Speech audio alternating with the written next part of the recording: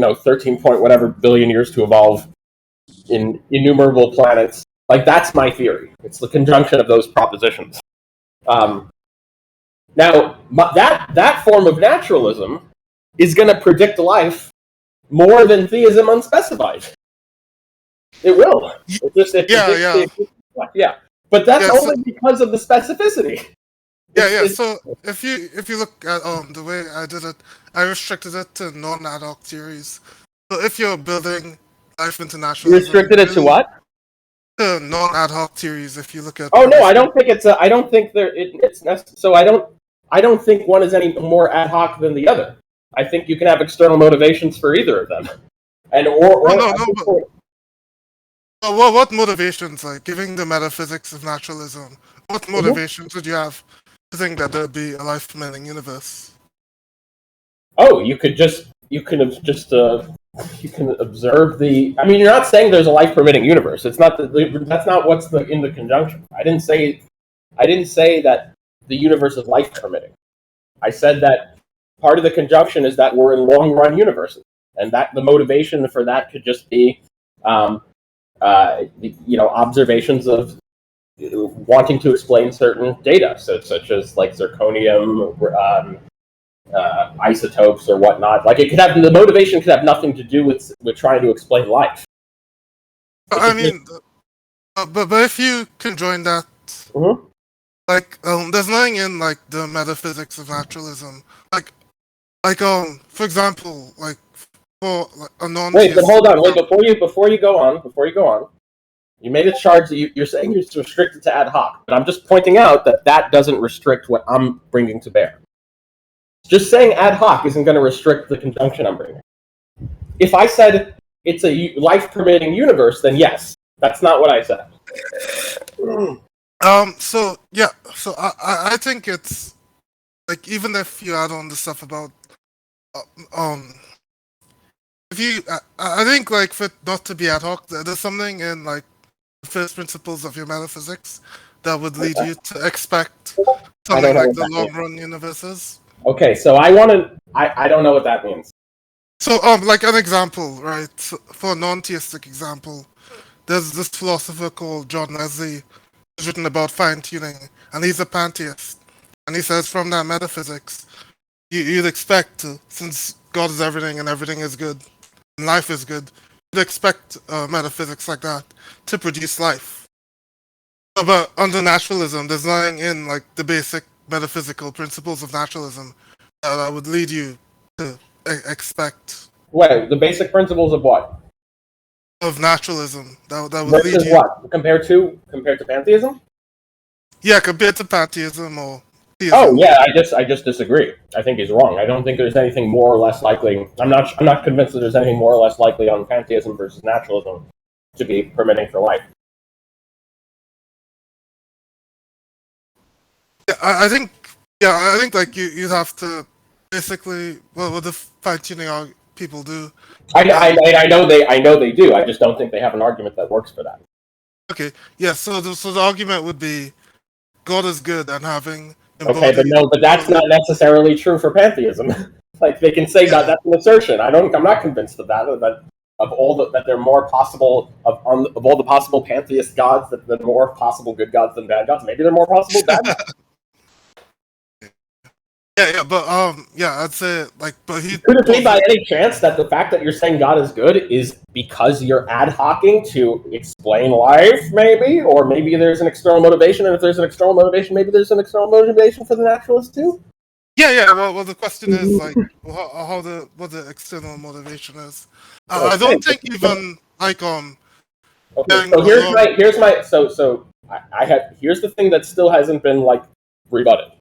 The thing that's still being hasn't been rebutted is I am offering you just as you've offered me a specific version of theism, I am offering you a specific version of naturalism. And I'm not clear which one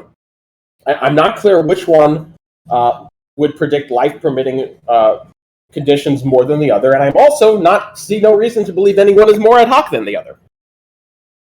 Okay, could you repeat the specific version of naturalism?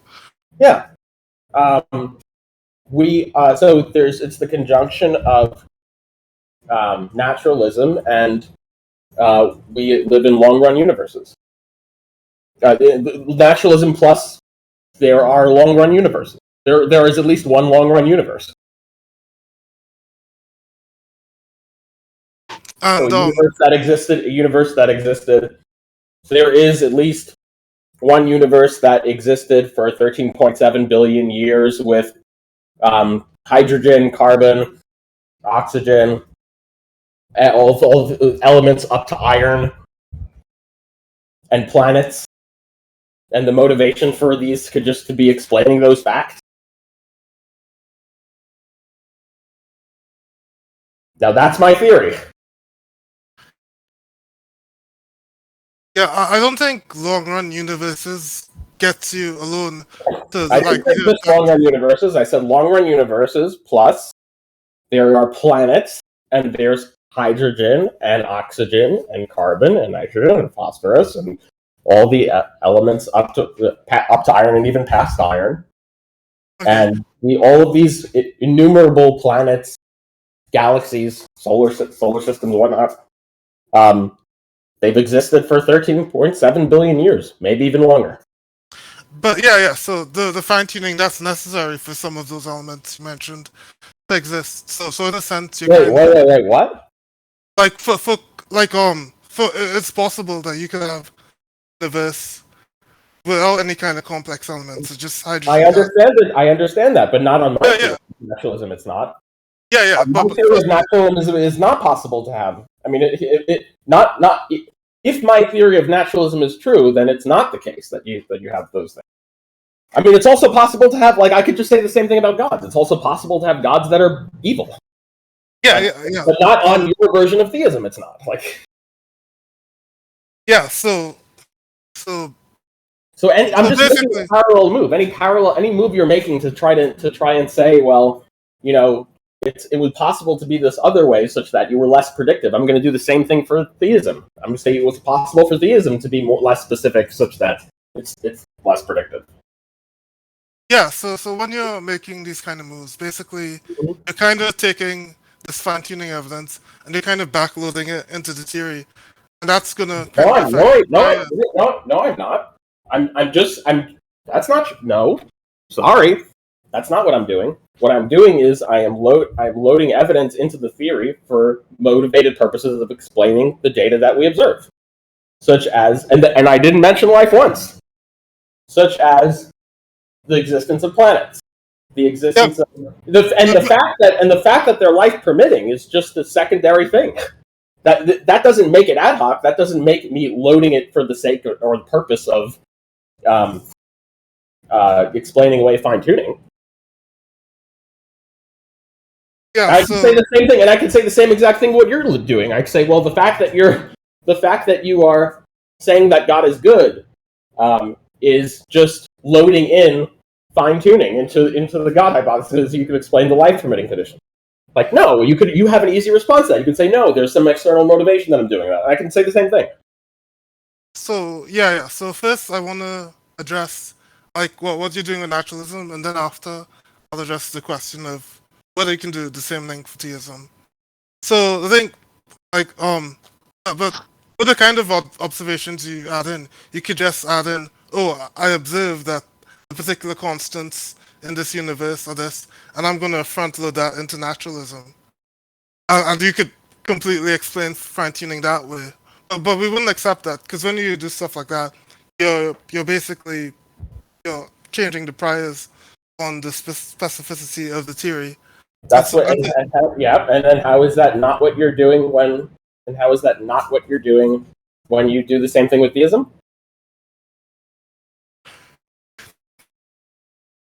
So, alright. So what is being done with theism that's different, such that one is not acceptable, one is acceptable? Yeah, so I think I can demonstrate it using my illustration argument, which I used a couple times. They call this the hypothetical awesome theistic argument.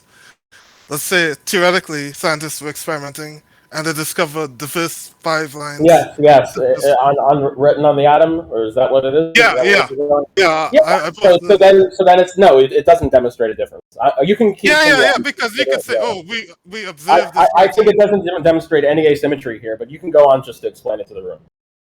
Yeah. Because so the thing is, you could say, oh, on naturalism we've observed this, so I'm gonna front load that the Gospel of John is written on every atom into naturalism, but front loading it in that way, it's pretty ad hoc. There's no like from the philosophical principles of naturalism, there's no motivation to expect that the Gospel of John would be written on every atom.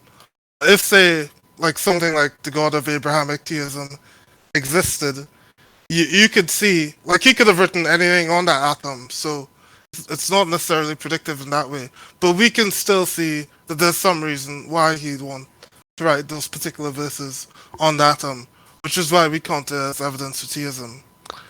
And I think in a similar way, if like whether it's like a classical theistic God, I think we can see like that there's some motivation from the first principles of what it is to be like an all good or loving being. We can take. Okay, I got to stop the ramble. All right. So I've heard this example many times from you. So I mean, I think the room has a lot of people in the room has as well. Yeah. The fact that there's so many problems with this. So first off, the fact that we might think that this is an ad hoc move if the naturalists tried to do that, it doesn't follow from that we think that it's an ad hoc move if the naturalists tried to incorporate the existence of planets existing for 13.7 billion years as ad hoc for life conditions. If you think that one follows from the other, draw the entailment. So even if I grant you that in the first case, it just doesn't follow from, it doesn't entail the second thing that you're trying to get. But the more important point here is just that the reason it's just going to be more predictive on Abrahamic theism is because it's just more specific to it. You can make a more specific I agree. You can make a more specific naturalist account that would predict it more, and we would think of it as ad hoc if you did that. But I just think that's what's being done here with the life. I think so. That's why I like to start on equal footing in specificity. What's being done here is you're taking a you'll notice there's a little pattern here. The suspicion for being ad hoc is just the more specific theory, and there's a reason for that. If we modify naturalism such that the Gospel of John would be predicted in some way, we would rightfully suspect that would be ad hoc, and that would be an awfully specific version of naturalism. Similarly here, if we look at theism and we contrast that to specific versions of theism, we can also suspect that that's ad hoc for the life conditions. And I don't see any reason why. What I don't see as any reason is I don't see any reason to suspect that saying that God is all-knowing, all-powerful, all-good, all-loving, all these other things that are written in the Bible that relate to life. I don't see why that's any more or less ad hoc than a naturalist theory that just conjoins it with there are planets that existed for 13.7 billion years. And the fact that you can bring up an example to illustrate a principle of increasing specificity can sometimes be a real good suspicion for ad hocness, including on naturalism, by the Gospel of John example. That doesn't get me anywhere. That doesn't get me to have a reason to believe that the naturalist account that's more specific, that just says that there are planets that existed for 13.7 billion years, is any more ad hoc than the God that happens to be to love living organisms or whatnot. Okay. Yeah. So I definitely see the parallel case. So let's say we're evaluating the specificity of naturalism conjoined with planets existing. To evaluate the priors on that, you'd have to do the same things that we do for the fine-tuning argument. Yeah. Like, okay, given naturalism, how likely is there'll be planets? So it kind of kicks it back. Given naturalism, the priors are just going to be So, given naturalism, how likely is it going to be there? So, your setup for the priors are given naturalism, how likely it is they're going to be planets, and given and then given that there are gods, how likely is it that God is going to be all knowing, all powerful, all good, and it also happens to be that the good happens to correspond with life existing as opposed to not existing, all of those things. So we have to do an analysis for the priors of those as well. I agree. We need to do an analysis of those. There's no reason on this analysis that we'd expect them to be equal, would there? Oh, I don't know about that. That I don't agree with. Maybe they would be equal. Yeah, but they might not be equal as well. They might be. You're right. You're right. They might not be equal, but they might be equal, and they might be in such a case that the priors are even lower from theism. Yeah, that's true. But okay, but that's the point. The point is that you're making the argument. It's up to you to show that it's. You can't just say that they might not be equal. You're the one making the argument, the fine-tuning argument. You need to show that they're not equal, and the non-equality favors you. Yeah. So if we start off with classical theism, we need to evaluate. No, but I'm not letting you do that. I'm not letting you start off with classical. The prior is on theism, not classical theism. It's on theism. What is the probability of there being classical theism? Just like on naturalism, what is the probability of there being planets? If you just start with classical theism, you're smuggling in a step that you would like people to ignore, which is you've jumped the specificity gun for one hypothesis and not the other. Well, what's your definition of theism? The existence of at least one God. And what's God in that definition?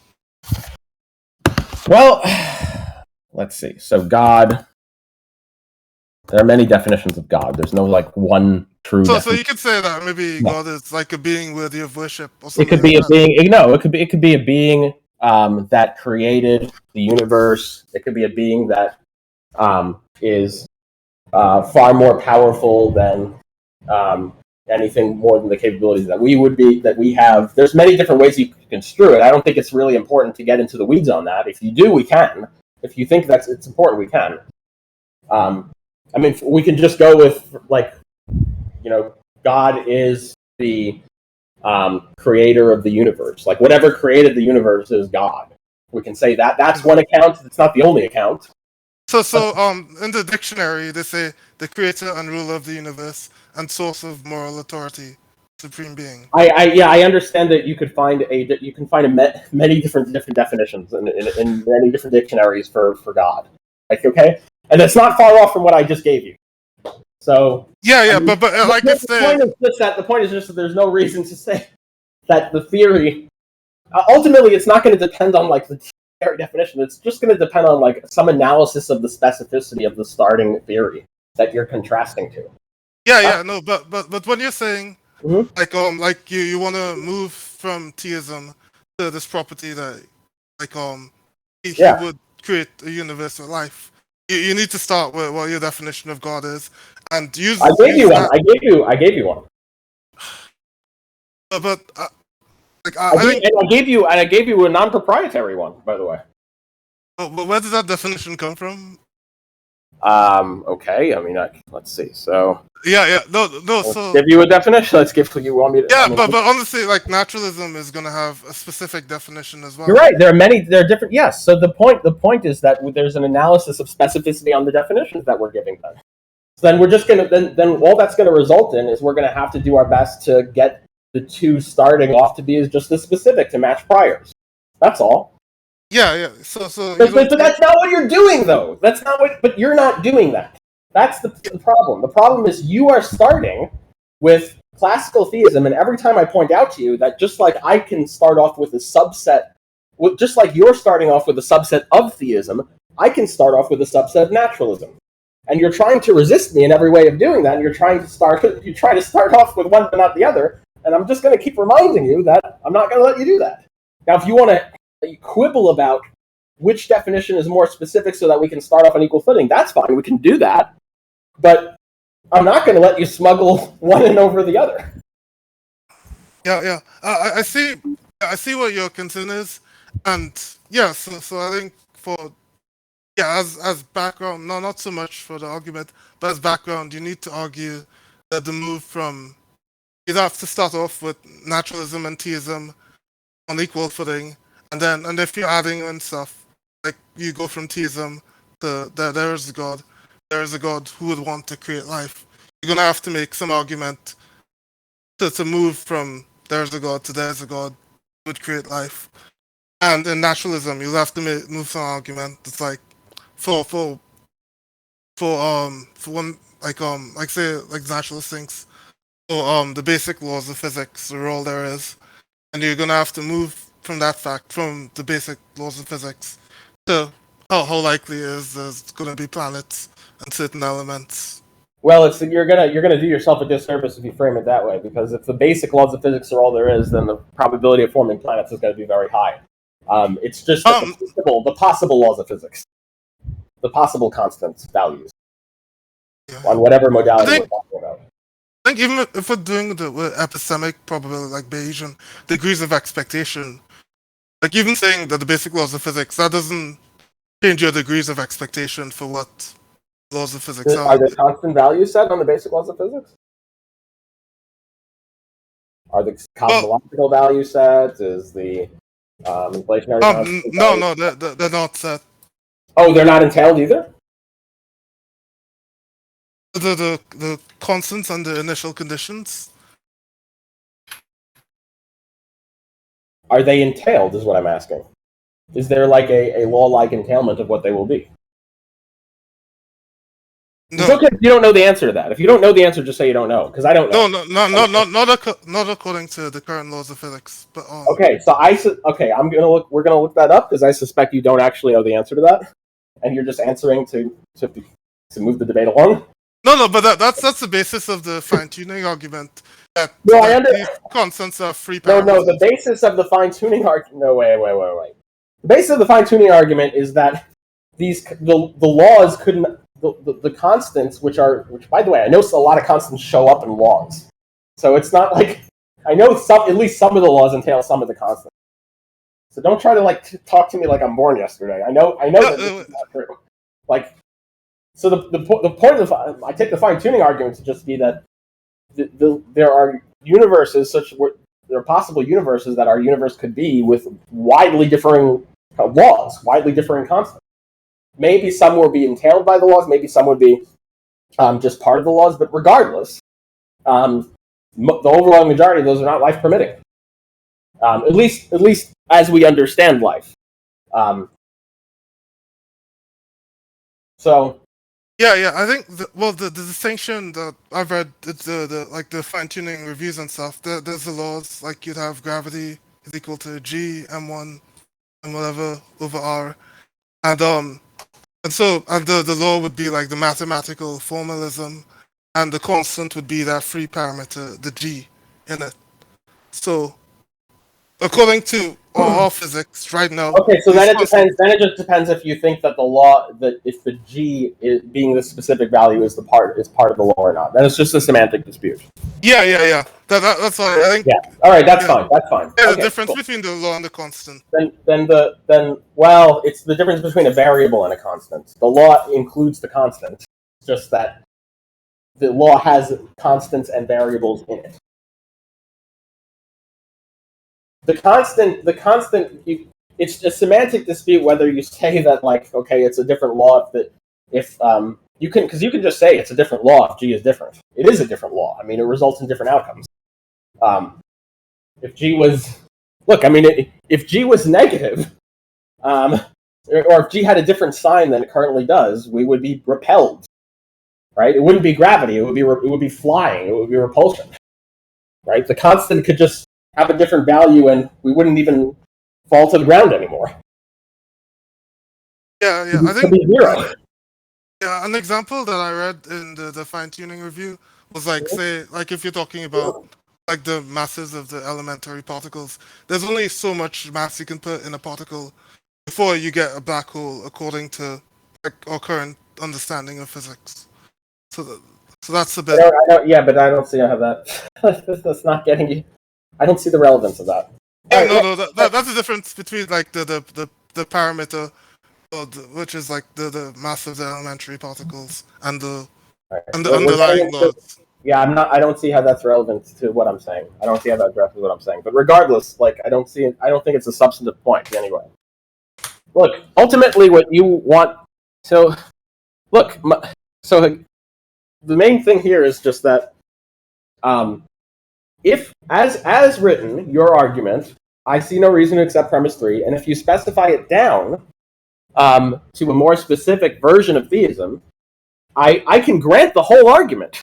I can grant the whole argument and just say that just as you have a more specific version of theism, I have a more specific version of naturalism. And it's going to be on you to show that that version of naturalism is more ad hoc than your version of theism. Now, you need an argument for that. Now, do you have one? Yeah, I do have an argument. Okay, so the conclusion of the argument is that naturalism plus the existence of planets for billions of years is more ad hoc than classical theism. Than theism plus the tenets of classical theism. So what's premise 1 for that argument? So of course, like we're trying to quibble on the definition of God. That's actually really important for it.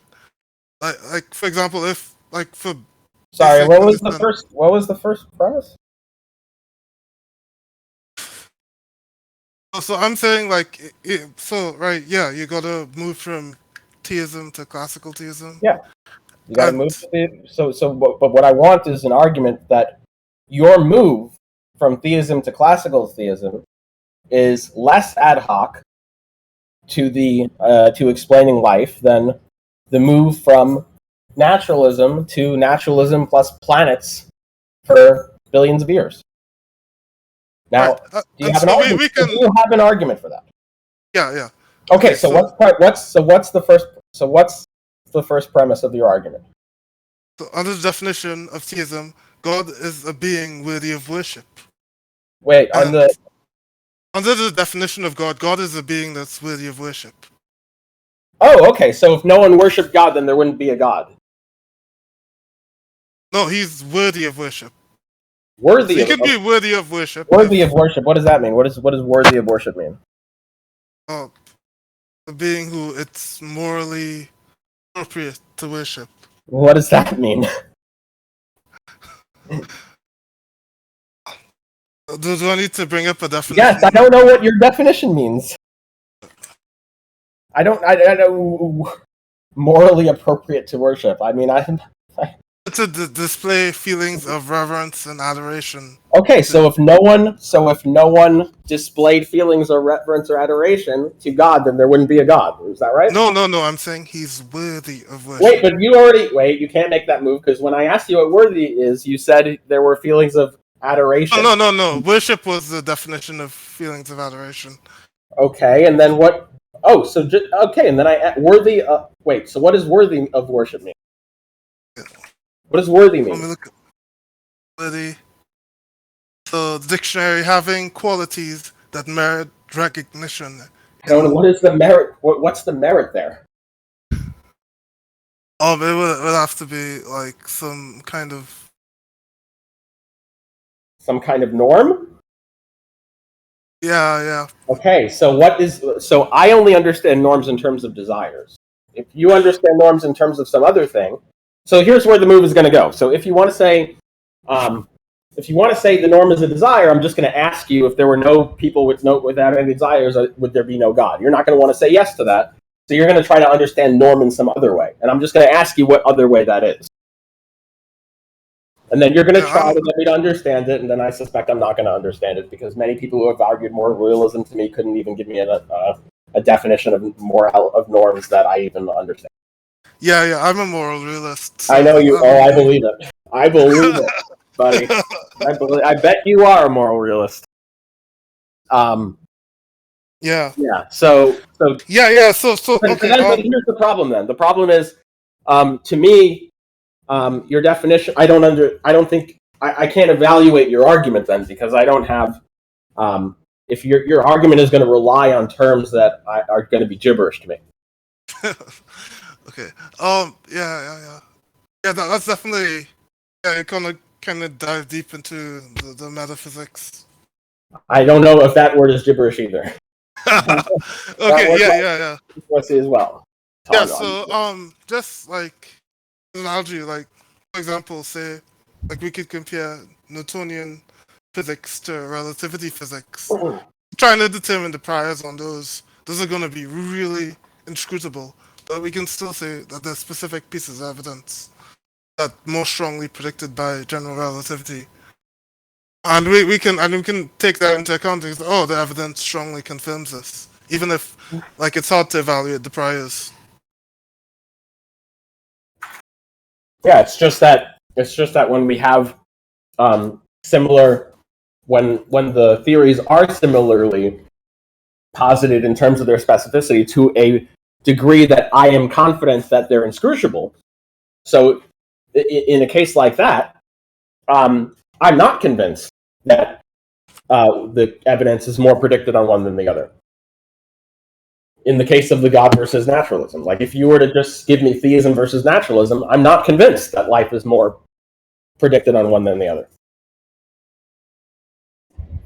And I'm not, and that's the area for me where I would be, okay, well, that's an inscrutable degree of specificity. I don't know what's more specific than the other.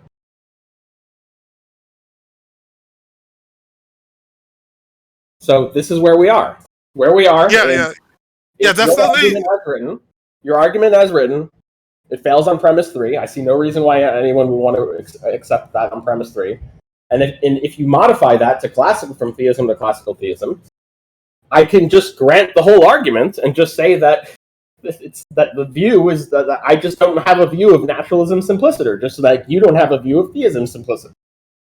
And if you want to say that, well, you're ad hocing more than I am, you need an argument for that. And if you want to build in a definition of God that is somehow more specific to just make theism more specific, I'm not sure how that's going to work, and let alone be even coherent, because you already tried, and I don't.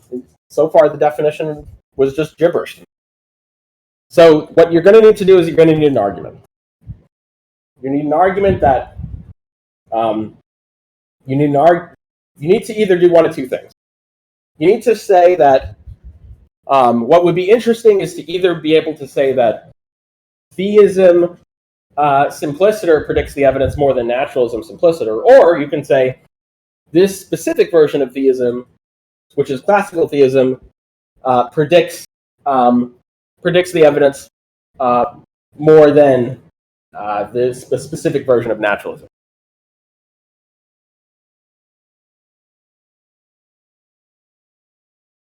Are you typing right now? Yeah, no, I was gonna. No, I was listening to you, but I was trying to. I was gonna post the definition of naturalism, and then I would look up the definition of classical theism, and we could compare that to see how simplistic they are, if that's okay. Wait, compare that to what? So the question is, if like the way the FTA is, I propose that if naturalism there, if that has comparable simplicity to classical theism, right? Yeah, I don't think it does, because classical theism is. Let me post the definition. Yeah. Let me post the definition of naturalism that I was using, and I'll copy paste it from my notes. I mean, you would need an argument that it is. It's not just that, like, whether you can say it is, but I can say it's not. So classical theism is form of theism of God. The meaning conscious of classical theism form is money. Classical theism is inanimate, transcendent, simple, having such attributes as, and it's not simplicity. It's not just like, I don't want an equivocation on simplicity, because like on that classical theism, the word simple shows up, like divine simplicity. I'm talking about specificity. I'm not talking about. So don't try to smuggle that in. Yeah. That wasn't the move. Yeah, good. Naturalism, there is only one world, the natural world. Okay, that's a circular definition. That's not going to help. So I think Naturalism that there's a chain of explanations concerning things that happen in the universe, which ultimately relate to fundamental laws of nature. Okay, so if nature relates to naturalism back then that's also going to be a circular definition. That's not going to be helpful for naturalism. I think his like Sean Carroll, his definition of naturalism will be something like physics, the sort of entities in fundamental physics. I'm sorry, what? So naturalism is what? Naturalism. So the natural world are the entities of the sort that they study in fundamental physics. Okay, so naturalism, the entities. Oh yeah, the things that the natural sciences could study exhaust that which exists. Not could study, but the sort of things that they do study. Yeah. Oh. Entities that are sufficiently similar. Like that. Wait, what? Or entities that are sufficiently similar. Entities that are sufficiently. Or somewhat similar. Wait. Okay, so which exist and entities sufficiently for what? Somewhat similar, I guess, maybe. That entities that are sufficiently similar, and the sufficiency is to be similar? Yeah, no, cut off sufficiently and say somewhat similar. That are somewhat similar, okay. Okay, so naturalism is things that the natural sciences do study exhaust that which exists and entity and I see. Fundamental physics studies. I mean okay. So that the fundamental physics things that I'm trying to be charitable by saying natural sciences. You're going to do yourself a disservice. Okay. But I think like it kind of depends too, because you could say that if you could say that I'm I mean, look, whether I think this is even going to be, the main point is whether I think this is going to be a view of naturalism that most naturalisms would have assent to is just going to depend on what your view of similar is. Yeah, but say you're a non-materialist about human minds. Like you could study minds in psychology. With the point. What is my point that I just mentioned to you? You're saying that no. Well, my point was that. Wait! You responded to my point. What was my point? Your point was that you're not sure if that's a definition that all the naturalists are going to assent to. And what will it depend on? So I think natural sciences, it's. What will it depend on? What did I say that it would depend on? Whether naturalists would assent to it. No. So what I said it would depend on is what you mean by similar. Oh, okay. Yeah. So, but the point, yeah. So, and what you said in the response after that just didn't address that. Like the point is okay. So it's fine. It's fine to have the definitions that are vague. I'm just pointing out to you where the line is. Is just like whether that's going to capture what we mean by naturalism. It's just going to be what is similar. Okay. And then classical theism is. I have this here. Okay, timeless. So we'll see how specific this is. I mean, so we can simplify this, but classical theism is a form of theism in which God is characterized as the absolutely metaphysically ultimate being, in contrast to other conceptions such as pantheism, pantheism, polytheism, deism, and process theism. Classical theism is a form of monotheism, where most monotheists agree God is, at minimum, all-knowing, all-powerful, and completely good. Classical theism asserts that God is both immanent, encompassing or manifest in the material world, and simultaneously transcendent, independent of the material universe, simple, and having such attributes such as immutability, impassibility, and timelessness.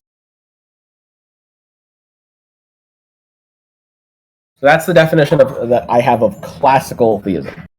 Yeah. Okay, so I don't think that one is more.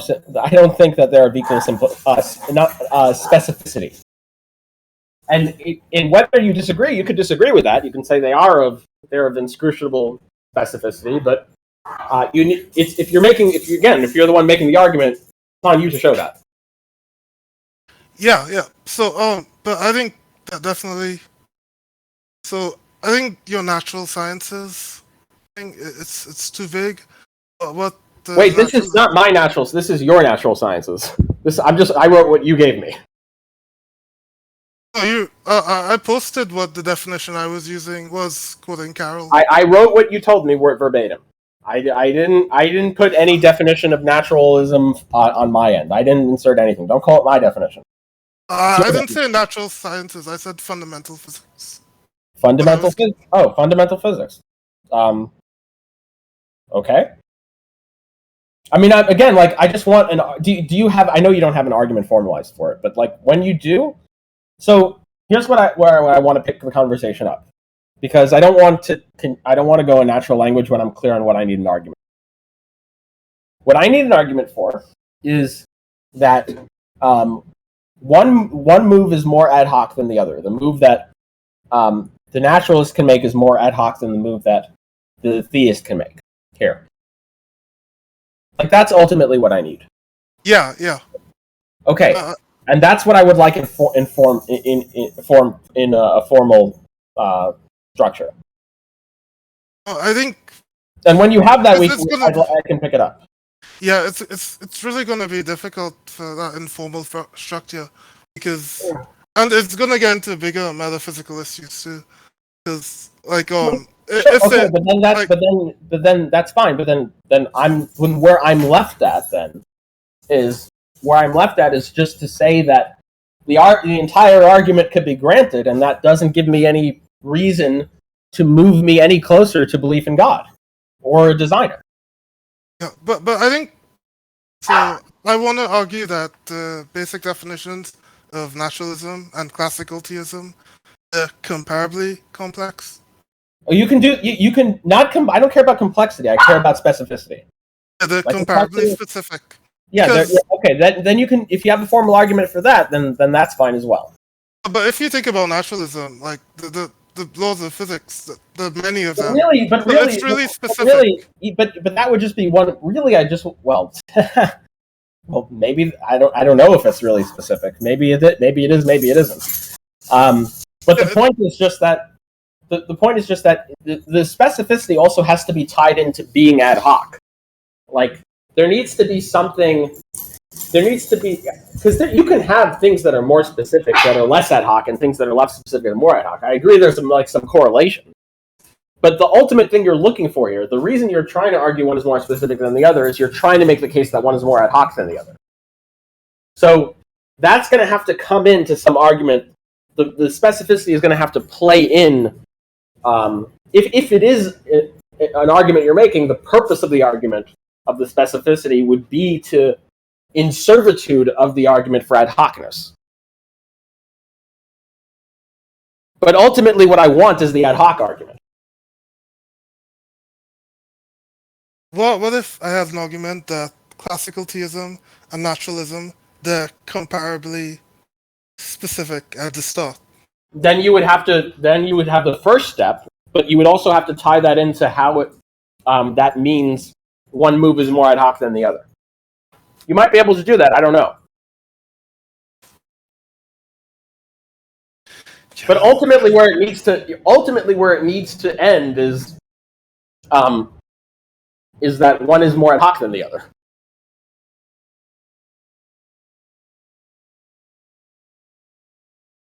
Yeah. No. Or I mean, look. There needs to be a reason for me to be motivated to. Presumably, the point of the fine-tuning argument is to motivate someone who doesn't believe in a designer or doesn't believe in God to believe in God or to believe in a designer. And if someone can just say that, listen, I accept the whole argument. I like the argument is valid and sound, and it gives me absolutely no reason to change my belief in a designer or a God. Then you have a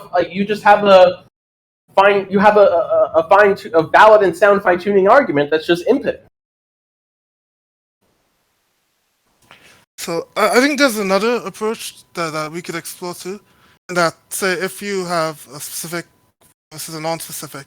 Sometimes the evidence in favor of the specific one is so strong it can outweigh the additional ad hocness. Maybe. I mean, look, you might be able to explore that. That's fine. But So maybe if I could come up with like, when you're confident that you have something, let me know. yeah, Because I don't want to spend the whole time. Because I don't want to spend the whole time like, with respect, I don't want to spend the whole time going at each other in natural language. Like, I know what I need. I know what I'd like in formal arguments, and then once I know that, I just want to. I'm going to ask if you have it, and if you have it, you have it. If you don't, you don't. Yeah. But you agree in principle that the evidence, like say, the evidence in principle, the evidence of fine-tuning could be so strong that even though theism would take a hit on the simplicity front, it can outweigh that hit it's taking. Sure, that could be. It could. Yeah, I mean, it could. It could be. I don't so maybe I could argue that the probabilities are so high. That means the evidence is so strong that it always. But I'm not. Yeah, but I'm not sure. But I'm not sure why. But you need an argument for that. Sure, you might be able to make one. But again, I'm not clear. It's not. So again, that's just me doing a similar thing with saying there's a more specific version of naturalism. Now, if you want to say that specific version of naturalism is taking more of a hit, you need an argument for that too. So there's two. Yeah. But the argument that naturalism is a hit, that would be the same argument as the fine-tuning argument. You're like, okay, but that's not gonna. But then that might just be circular. Though. I'd have to see it. No, because the proposition is naturalism, and then proposition plant exists, and to evaluate what the proposition that plants exist given naturalism is, you need to look at the laws of physics. But then you need to. But then the possibility space. And then you need to look at. And then you need to look at the probability of classical theism on theism. Yeah. I don't know how you're going to do that and say that one is more likely than the other. Good luck with that.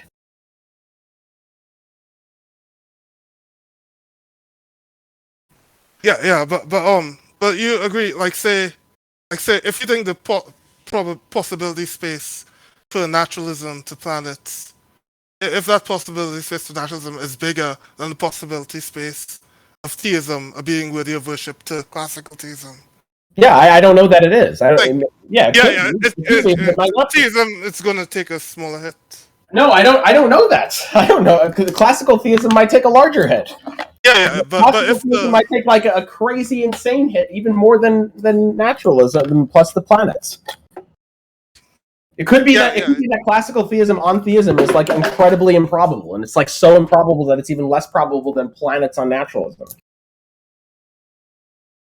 Yeah, that's true.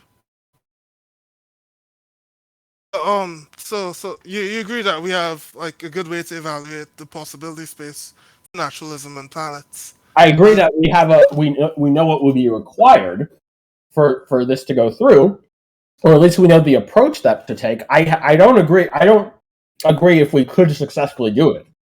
I don't know if in fact, my suspicions are that when you try to formalize this, it's going to fail. Or it's going to fail miserably. But maybe I'm wrong. We'll see.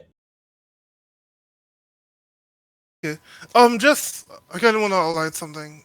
Like, say, there's this argument that Swinburne has that, like, say, if you're postulating this ultimate entity, postulating one that's either, like in physics, you tend to prefer theories that have infinity or zero because they're simpler.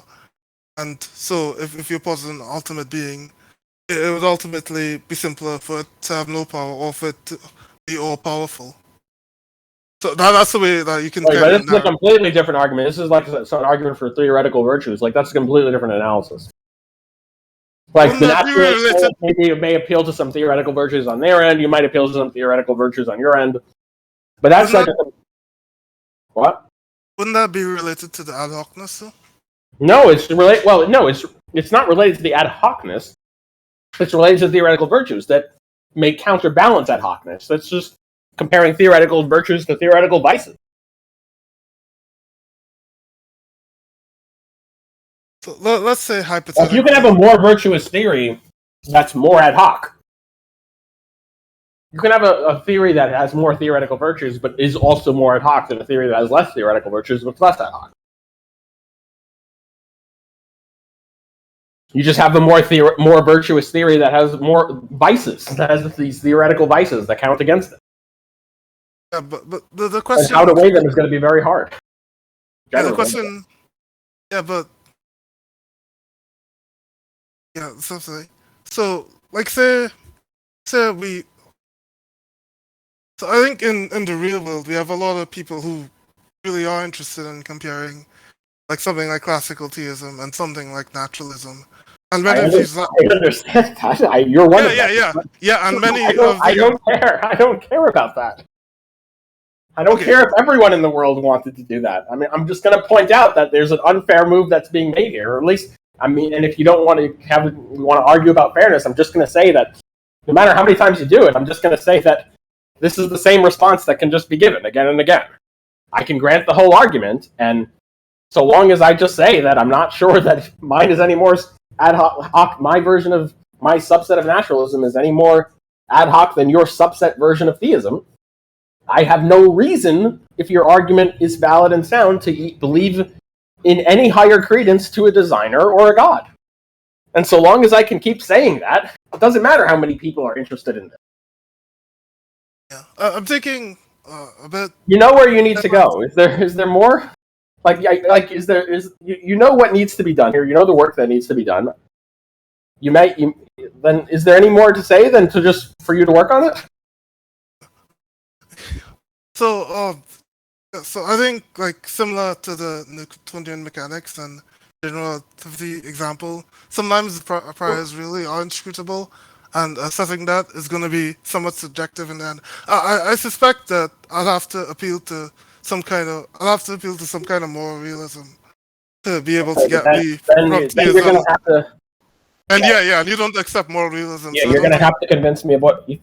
Look, if you make an argument and moral realism is going to be part of the argument, I'm going to have to understand, and if it's not like some like a superfluous premise, I'm going to have to understand what that premise is, or else I can't evaluate the argument. Otherwise, I can't evaluate whether it's true, whether like it may just be not even a proposition.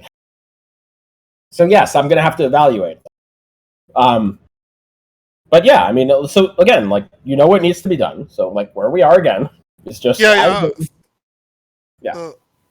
I agree. I don't think I'm gonna be able to do it because I'd need to appeal to metaphysical principles like moralism that you wouldn't accept. Well, listen. Maybe you can run this on some other other agnostics or atheists that have the Platonic antenna tuned in. Like we have a deity defeater, or like his name is Matthew. He debates theists. He's a moral realist. So maybe you can debate some agnostic or atheist that does. If you think that if moral realism is true, then your argument could be rescued somehow. Then sure, go do it. Go debate it to someone who thinks they understand moral realism. Like I don't understand moral. So you can either teach me and somehow get me to understand what moral realism is, or you can convince yourself that you've saved your argument after doing work, and then in virtue of moral realism being true and something following from that, and then just debate an atheist who believes in moral realism. Yeah, well, definitely. I can point you to some who are moral realists. Okay. Cool. Yeah. So a sticking point is definitely the priors, and if say I did an argument that naturalism it was comparably specified to classical theism, do you think the argument would go through then? If it was just as ad hoc, then yeah. But I'm not. But I'm not convinced. Like I'm not convinced of that. Like I think what's happening here is just there's a sub. This is why there's a reason why when people do these arguments, when they look at two hypotheses that are. Are you eating chips right now? No, I'm not eating anything. All right, I heard like a crinkling of a bag. there's a reason why people like take a hypothesis and it's like negation when they do these things. It's because like it's very easy and simple to do, and it's like an actual dichotomy. There's no like third option here, and we're not like making one unfairly more specific than the other. There's no like concerns of ad hocness coming into play. It's just like, look, there is a God versus the hypothesis there's not a God. There is a designer versus the hypothesis that there is not a designer. There is, the God is good, or it's not the case that God is good. Like hypotheses like that, those are good starting points. When you have like this starting point where it's not clear that you're even starting on fair grounds to each other, it's gonna get messy, and that's what you've done. And so here we are in a mess. So. Cool. Is there anything else you wanted to discuss? No, I think those are my main objections. So my main objection is, number one, as written, there's no reason to accept premise 3. Number 2, there's no reason to accept premise 2 if certain physical theories are true, like top-down cosmology. Number 3, there is no reason the people who identify as naturalists would be persuaded by your argument, even if it's valid and sound, to be persuaded of God existing or be persuaded of a designer. And so I think on all those accounts, I think your argument fails. Brutally. Okay. And right. I guess if I wanted to summarize what my views are, I would say that there's definitely limitations to the argument, like priors, but even in cases where the priors are inscrutable, we can still make determinations as to whether evidence supports one over the other. And I don't know, I think if you read what the naturalist philosophers are saying and what, say, the theist philosophers are saying, I think theism or classical theism, it's at least comparably specific to naturalism. But yeah, Avi disagrees. That's my opinion. And in a lot of cases, the priors are going to be somewhat subjective. So yeah, I definitely think that my argument has, the parallel argument I used was the argument from evil, and how theism predicts no evil. Naturalism, it's indifferent to evil, so therefore that's evidence to naturalism. So I think in the same way, the problem of evil is a problem for theists, the problem of fine-tuning is going to be a problem for naturalists. Well, so that's great, but we clarified that that's not true. Like, the problem of evil is not a problem for theists.